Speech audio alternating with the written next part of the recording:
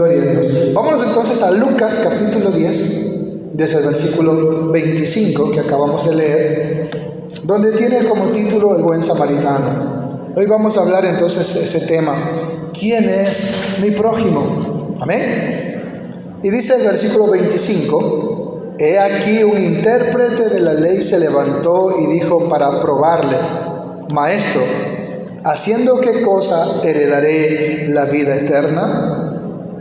Cuando dice un intérprete de la ley, está hablando de un rabino, ¿verdad? De un escriba, de un hombre que era erudito en las escrituras. A veces se creían sábelo todo ellos, ¿no? Y cuando le pregunta a Jesús, dice aquí el Espíritu Santo, que el que inspiró la escritura, que lo hizo para probarle. Es decir, no porque estaba interesado en conocer la respuesta, sino para saber si Jesús sabía o no sabía, ¿sí?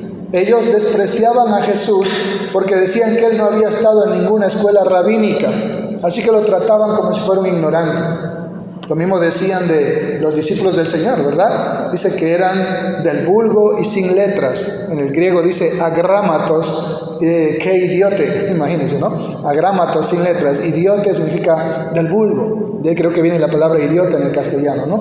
Pero así los trataban a ellos, ¿no? Incluso le decían: tú eres un samaritano endemoniado. De esa manera trataban a Jesús aquellos religiosos de aquel entonces. Y por eso él, para ver si Jesús sabe o no, si puede responderle, para probarle, le hace una pregunta muy interesante y muy importante, y que nosotros debemos conocer la respuesta. ¿Haciendo qué cosa heredaré la vida eterna? Versículo 26, el Señor le responde: ¿qué está escrito en la ley? ¿Cómo lees? Jesús le responde con otra pregunta a este hombre, ¿no? Ya que Jesús se dio cuenta que él no quería realmente la respuesta, sino que estaba probando a Jesús, pero ahora Jesús lo va a probar a él. En castellano decimos que no se contesta una pregunta con otra pregunta, ¿verdad? Los judíos sí lo hacen. Y él le hace esta pregunta: ¿qué está escrito en la ley? Si este hombre no fuera un intérprete de la ley, creo que Jesús no le haría esa pregunta. Pero se supone que él es el experto, el erudito, como le dijo a Nicodemo, ¿verdad? Eres maestro de Israel y no sabes esto. Y él le dice que está escrito en la ley. ¿Cómo lees? Cuando dice ¿cómo lees?, está realmente preguntándole ¿cómo lo entiendes? ¿Cuál es tu interpretación de la ley? Y él le menciona en el versículo 27, aquel respondiendo dijo: amarás al Señor tu Dios con todo tu corazón y con toda tu alma y con todas tus fuerzas y con toda tu mente, y a tu prójimo como a ti mismo. Este hombre le responde a Jesús con el Shema de los judíos, ¿verdad? El que los rabinos todas las mañanas ahí se paran en el templo y dicen: Shema Israel, Yahweh Eloheinu, Yahweh Echad. Escucha Israel, el Señor nuestro Dios, el Señor uno es. Y amarás al Señor tu Dios con todo tu corazón, con toda tu alma, con todas tus fuerzas. Él está ahí mencionando a Deuteronomio 6:5, ¿verdad? Ahí está ese texto.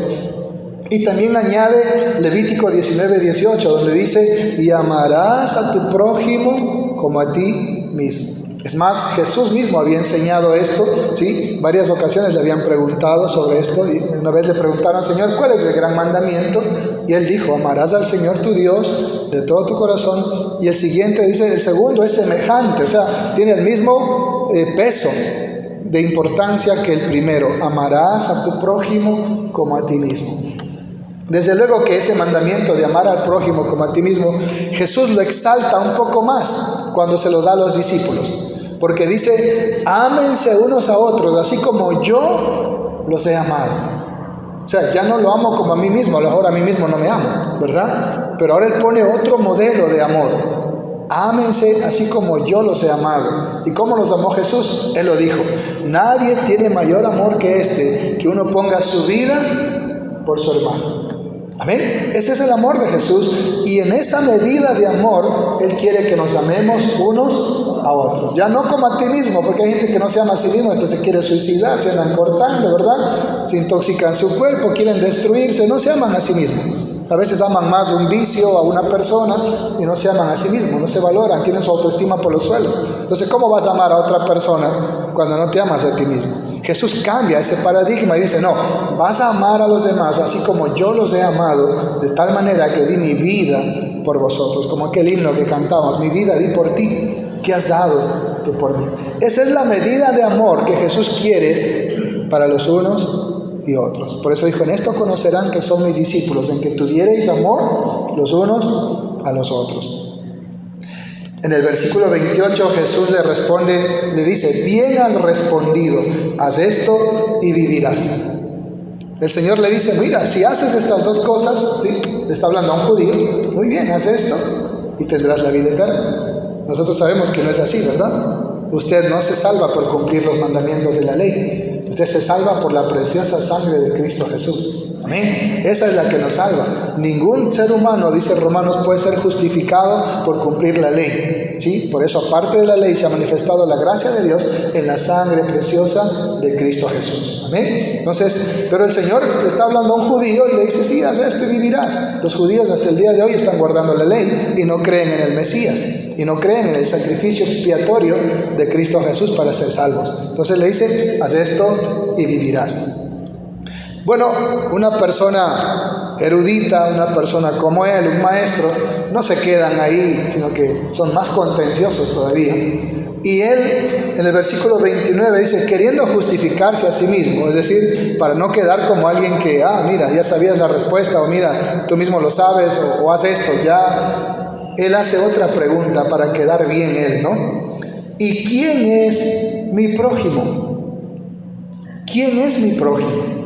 Y es una pregunta excelente, hermanos, muy buena, y en especial en los zapatos de este judío, de este rabino. ¿Quién es mi prójimo? Ciertamente a veces nosotros cuando somos cristianos, nos encontramos con otros cristianos y nos abrazamos, qué lindo, ¿verdad?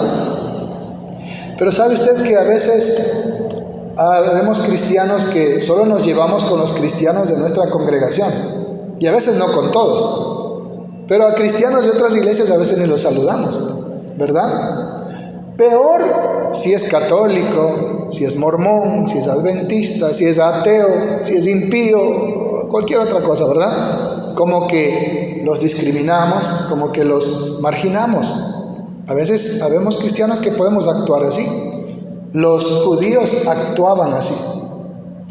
Cuando él dice, ¿quién es mi prójimo? Bueno, Jesús le va a responder, pero él está diciendo, mi prójimo jamás van a ser los romanos. Ellos odiaban a muerte a los romanos. Es más, soñaban con el día, con independizarse y con echar a patadas a los romanos de su nación. Así que para este hombre nunca iba a ver como su prójimo a los romanos. Por eso es importante la pregunta que él hace. Este hombre nunca iba a ver como su prójimo a cualquier extranjero. Para ellos eran perros incircuncisos. Este hombre jamás iba a ver como su prójimo a un samaritano. Dicen la historia que los judíos y los samaritanos, y la Biblia lo dice, no se llevaban entre ellos. ¿Por qué? Cuando Asiria se lleva cautivo al reino del norte, las 10 tribus, hizo poblar en Samaria con gente de diferentes países, de diferentes naciones, y Samaria se volvió un lugar terrible, que incluso el Señor mandó leones, ¿se acuerda la historia, verdad? Que se comían a la gente porque no adoraban al Señor, trajeron un sacerdote que les enseñe la ley de Dios, y bueno, se formó Samaria con gente de diferentes naciones que adoraban a sus dioses y también adoraban al Dios de Israel, y cuando ya regresa Israel a tomar posesión de la tierra, ahora esta gente queda excluida, queda aislada, de tal manera que incluso los judíos no pasaban por Samaria cuando venían de Galilea al sur a Jerusalén, sino que daban la vuelta por otro lugar para no tener contacto con los samaritanos, porque los consideraban inmundos, lo consideraban de lo peor. Jamás un judío iba a tomar agua en el vaso donde tomaba agua un samaritano. Por eso la mujer samaritana dice, ¿y cómo es que tú siendo judío me pides que te dé agua? O sea, en mi cántaro, en mi vaso. Eso no lo hacían jamás, porque odiaban a los samaritanos por ser extranjeros, por ser mestizos y por ser paganos. Así que para este hombre, este intérprete de la ley, su prójimo jamás iba a ser un samaritano, ni un romano, ni un griego, ni un extranjero. Para este hombre, jamás el prójimo iba a ser los cobradores de impuestos. ¿Cómo los consideraban? Traidores a su patria. Este hombre jamás iba a ver como su prójimo a un leproso. Jamás iba a ver como su prójimo a una prostituta, a un ladrón, a una mujer con flujo de sangre. No, ni siquiera dejaban que las toquen, menos ellos tocarlas. Se admiraban cuando Jesús tocó a un leproso. Dijo, ¿cómo puede tocar a un leproso? ¿Se acuerdan cuando Jesús tocó, una mujer le lavó los pies, le besaba los pies? ¿Qué dijo el que estaba ahí? Si este fuera profeta, supiera que esa mujer es una cualquiera, no se dejaría tocar. Si fuera por ellos, esa gente termina en el infierno y bien perdidos, no harían nada por ellos. Para ellos su prójimo sería tal vez los sacerdotes, los rabinos, los levitas y los santurrones de aquel entonces, los que supuestamente caminaban derechitos con la ley, como Nicodemo, ¿verdad? O Pablo, que decía que era intachable. Tal vez para estas personas eran su prójimo, pero Jesús les va a enseñar algo totalmente diferente a su manera de pensar. Si tengo que amar a mi prójimo, pero ¿quién es mi prójimo? Y hoy nosotros también como cristianos a veces encasillamos a las personas. ¿A quién nomás tenemos que amar? ¿Verdad? A los que son hermanitos, a los que no son cristianos allá, a los que, peor, a los que me caen mal, no los tomo en cuenta. Y encasillamos y hacemos acepción de personas y hacemos distinción de personas y no somos imparciales y a veces discriminamos a ciertas personas, exactamente como lo hacían los judíos, los religiosos de aquel entonces. Por eso Jesús en el versículo 30 empieza a contar una parábola muy hermosa y muy interesante. Lucas 10:30 dice, respondiendo Jesús dijo, un hombre descendía de Jerusalén a Jericó y cayó en manos de ladrones, los cuales le despojaron e hiriéndole se fueron dejándolo medio muerto. ¿Sí? Medio muerto es una palabra en castellano para exagerar, ¿verdad? Está muerto o está vivo, pero nunca está medio muerto, ¿verdad? ¿Sí? Puede estar agonizante, sí, pero medio muerto es una hipérbole para decir estaba muy herido, muy lastimado. Dice también, aconteció que descendió un sacerdote por aquel camino y viéndole pasó de largo. El hombre a quien lastiman, a quien roban, a quien golpean es judío. El sacerdote pasa, mira ahí a su paisano, ¿verdad? A su coterráneo, pero pasa de largo. ¿Por qué? La ley decía que el sacerdote no podía tocar un cadáver, que el sacerdote no podía tocar sangre, ¿sí? Y si el tipo estaba muerto o estaba desangrado, él no podía contaminarse porque era el sacerdote y tenía que ir al templo a presentarse y ofrecer los sacrificios. Amén. Así que él dice, por mí ese tipo se muere, pero para mí más importante es cumplir la ley de Dios. Miren, dejó, como le dijo el Señor, ¿verdad? Han dejado lo más importante, que es la justicia y la misericordia, por cumplir con sus ritos de la ley. Pero más importante es la justicia y la misericordia, sin dejar de cumplir la ley de Dios. ¿Sí? Pero era puro hipocresía. Sacerdotes, rabinos asesinos que estaban gritando crucifíquele, sin embargo, tenían llena de podredumbre y de asesinato su corazón. Sin embargo, no entraron al pretorio de los romanos, dice que para no contaminarse como sacerdotes. ¿Se ha leído? No entraron al pretorio porque a lo mejor le chispea una gota de sangre de Jesús y se contaminaban. Pero si tenían podrido el corazón, por eso Jesús, ¿qué les dijo? Sepulcros blanqueados, limpian lo de fuera del vaso, pero por dentro están podridos.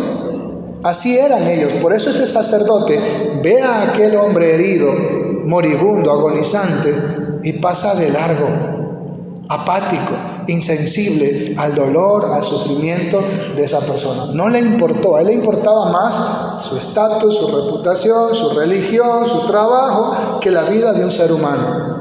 Déjeme decirle que para Dios nada es más importante que la vida de un ser humano. Por eso dice, de tal manera ha amado Dios a la humanidad que ha dado a su Hijo unigénito para que todo aquel que en él cree no se pierda, mas tenga vida eterna. El Señor dice que desde que estamos en un embrión Él ya nos ve. y ama esa vida. Por eso el aborto es un asesinato. Amén. Entonces, mire, nada es más importante que una vida.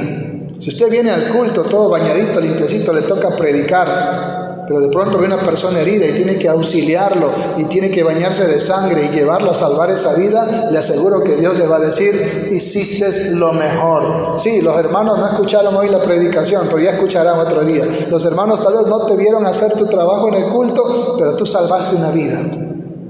Para el Señor nada es más importante que nuestro prójimo. Amén. Más allá de la ley, más allá que cumplir los ritos de la ley, más allá que la religiosidad, Dios quiere que nosotros amemos a la persona que está golpeada, que está herida, que está caída, y le demos la mano. Aunque por hacer eso tengamos que detenernos de servir en las cosas del Señor. Para Dios, más importante no es lo que hacemos aquí adentro, son las personas.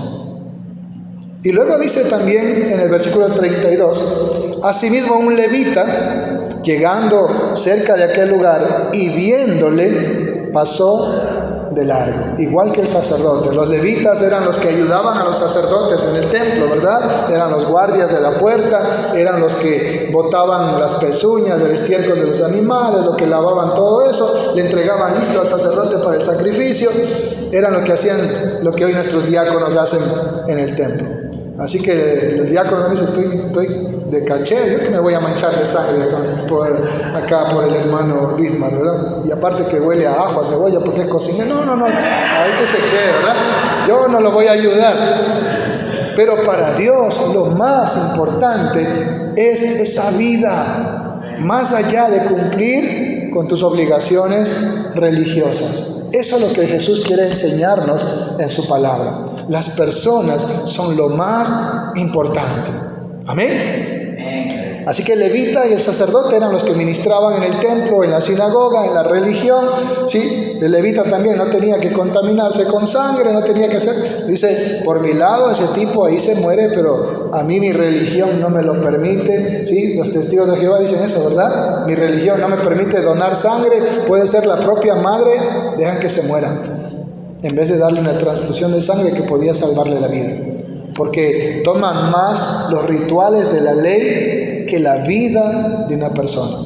No entienden los testigos de Jehová que Jesús no dio una pinta de sangre, dio cada gota de su sangre por salvar a la humanidad. ¿Cuánto le da un aplauso a Jesucristo? Amén. Para Dios lo más importante son las vidas de las personas. Somos lo más importante para Él. Tanto así que entregó a su propio Hijo por nosotros. Amén. Versículo 33 fue el peor insulto que Jesús podría contar contra un judío. Dice: pero un samaritano, imagínense, ¿no? ¿Cómo? Por lo menos díganme un romano, ¿verdad? O un griego, pero no me pongan a un samaritano de ejemplo. Pero el Señor pone al peor de todos, lo que más odiaban ellos. Dice: pero un samaritano que iba de camino vino cerca de él y viéndole fue movido a misericordia. ¿Y qué dice Oseas 6:6? Misericordia quiero y no sacrificios. Amén. Misericordia quiero y no sacrificios. Este hombre que no cumplía con la ley, que no le importaba contaminarse con sangre, que no estaba, por decir así, esclavo del ritualismo de la ley. Por eso dice que Cristo nos hizo libres. Éramos esclavos entonces de la maldición de la ley. A él no le importó mancharse de sangre. A él le importó salvar una vida. Y por eso dicen Romanos que los gentiles sin tener ley son ley para sí mismos, porque tienen la ley en su conciencia. La ley de ama a tu prójimo, de salva una vida. Pero en cambio los otros, por tener la ley de Moisés y habían cambiado la ley por las costumbres y tradiciones de ellos, como dijo el Señor, ustedes han dejado la ley por seguir vuestras tradiciones, ¿sí? Más importante para ellos era sus ritualismos, su religión, que salvar una vida. Pero para el Señor lo más importante era la vida. Jesús, el Señor, nuestro Dios, no hizo acepción de personas. Bueno, solamente voy a salvar a los blancos, o solamente voy a salvar a los negros, o solamente voy, como creían ellos, a salvar a los judíos. Por eso decían: ¿cómo? los samaritanos también han recibido el Espíritu Santo. No creo, cuando fue Felipe a predicar. Cuando cayó el Espíritu Santo sobre Cornelio. O sea que para los gentiles también es la salvación. Estaban asustados, estupefactos. Creían que el Mesías y la salvación era solo para los judíos. Pero la Biblia, ¿qué dice? Mas Dios muestra su amor para con nosotros en que siendo aún pecadores, Cristo murió por nosotros. Él ama a toda la humanidad, blanco, negro, cholo, indio, serrano, costeño, no importa nacionalidad, todos somos hechos a su imagen y semejanza, y Él nos ama a todos. Y nada es más importante para Dios que la vida de un ser humano. Amén. Por eso Él quiere que esa sea nuestra prioridad. Misericordia quiero y no sacrificios. El Señor no está interesado tanto en los sacrificios cuando dice en Isaías 1, ¿verdad? Estoy hastiado de carneros, estoy hastiado de... ¿Quién les ha pedido que me hagan fiestas, lunas nuevas? Perdón. Y cuando levanten las manos, dice, ni siquiera voy a mirar porque las tienen manchadas de sangre. Es decir, eran homicidas. Igual que aquellos fariseos del Sanedrín que estaban asesinando al Mesías, pero ni siquiera querían que les salpique una gota de sangre porque se iban a contaminar. Ya tenían contaminado el corazón. Entonces, amados hermanos, este samaritano extranjero siente compasión, siente misericordia perdón, por este judío. Y eso que era un judío. No se preocupe, que tengo agua, si la tomo es peor. Dice el versículo 34: y acercándose, vendó sus heridas, echándoles aceite y vino, y poniéndole en su cabalgadura, lo llevó al mesón y cuidó de él. Él se acerca. Es lo que Jesús hace con nosotros. Él se acerca. Dice, vendó sus heridas, echándole aceite. El aceite era para que las moscas no pongan sus huevecillos ahí, las bacterias, ¿verdad? Y el vino era para desinfectar la herida. Es lo que usaban en aquel entonces. Incluso lo pone sobre su cabalgadura. Imagínense que usted tenga su carro recién lavadito, ¿verdad? Y tiene que poner al hermano que está ahí todo con lodo, que se ha caído, que le atropelló un carro de puro sangre ahí, ¿sí? Y el mora está hasta vomitando, que sí, no, mi carrito, no. Él lo pone sobre su cabalgadura.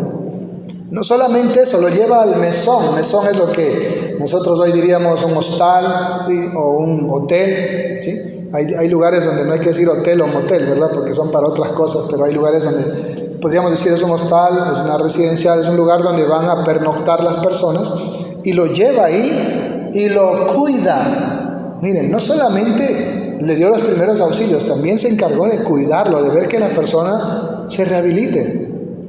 Y va más allá todavía, como dijo Jesús, la otra milla, versículo 35. Otro día, al partir, sacó 2 denarios y los dio al mesonero y le dijo, cuídamele, y todo lo que gastes de más, yo te lo pagaré cuando regrese. Imagínense, 2 denarios equivale al trabajo de un día.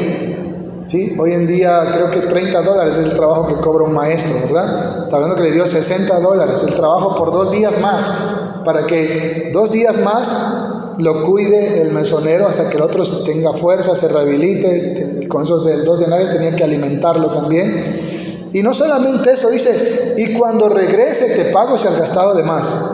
¿No? Miren ese incentivo que le da al mesonero.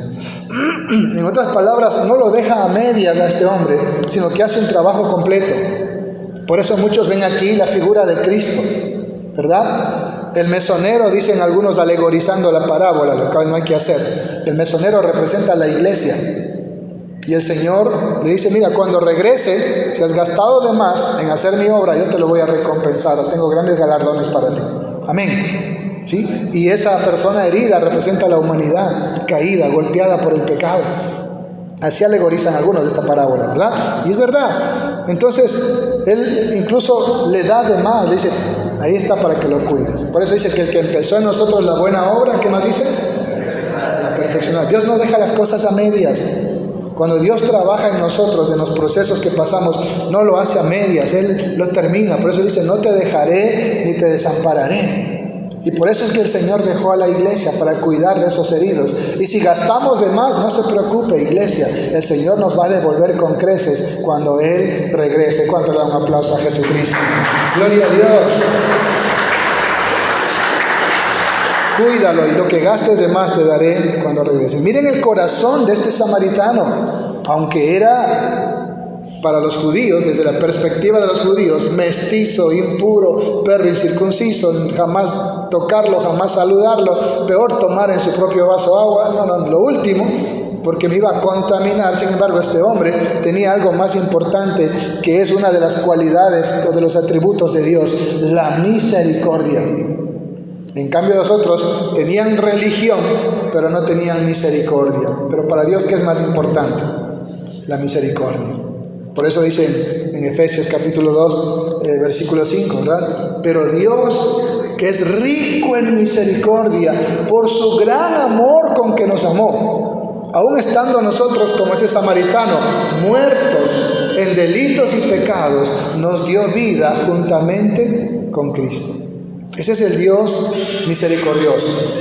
Por eso en un texto del Antiguo Testamento dice: ¿qué Dios como tú, que perdona la maldad y olvida el pecado y se deleita en misericordia? Y ese Dios misericordioso quiere que nosotros hagamos lo mismo. Amén. Versículo 36, Jesús concluye con una pregunta tan importante: ¿quién pues de estos tres te pareció que fue el prójimo del que cayó en manos de los ladrones? ¿Quién fue el prójimo? ¿El sacerdote puritano? ¿El levita? ¿O el, como decían acá, ese impío hijo del diablo? Así dicen, a veces tratan a los pobres inconversos, ¿verdad? ¿Sí? Y él contesta, él dijo: el que usó de misericordia. Miren que él no dice el samaritano. ¿Cómo dice? Él no dice el samaritano, ¿no? Él dice el que usó de misericordia con él. Entonces Jesús le dijo: ve y haz tú lo mismo. Amén. Ve y haz tú lo mismo. El Señor le cambia la perspectiva. Él pregunta: ¿quién es mi prójimo? Jesús le dice: ¿para quién tú eres el prójimo? En otras palabras, ya no me estoy fijando en mí, sino en los demás. Ya no pongo la mira en mí, sino en el necesitado. Amén. A veces nosotros estamos en mi cumpleaños: ¿quién me da regalos? ¿Quién me llama? ¿Quién me visita? Y no se trata de eso, se trata de a quién yo, así no sea su cumpleaños ni el mío, le llamo, lo visito o le llevo un regalo. Amén. Por eso dice un texto: ya no viendo por vosotros mismos, sino por los demás. Ya no solo pensando en ti mismo, sino en los demás. Esa es la verdadera perspectiva del amor, de la misericordia, del servicio que Jesús le está enseñando a este hombre. No se trata de quién es tu prójimo, se trata de para quién tú eres el prójimo. Y no importa quién sea la persona que esté pasando necesidad, tú tienes que ayudarlo, porque para Dios lo más importante es la vida de las personas. Amén. Por eso, para el Señor, de todo lo que hacemos en la iglesia, lo más importante es el evangelismo. ¿Sí? Está bien discipular, ese ya es algo. La adoración, la coinonía, el servicio, la intercesión, la consejería, todo lo que hacemos aquí, Dios dice muy bien, pero lo más importante es que me salven a esos perdidos. Lo más importante es que me restauren al que está caído, ¿sí? La perniquebrada. Lo más importante para el Señor no es las actividades de la iglesia, son las personas.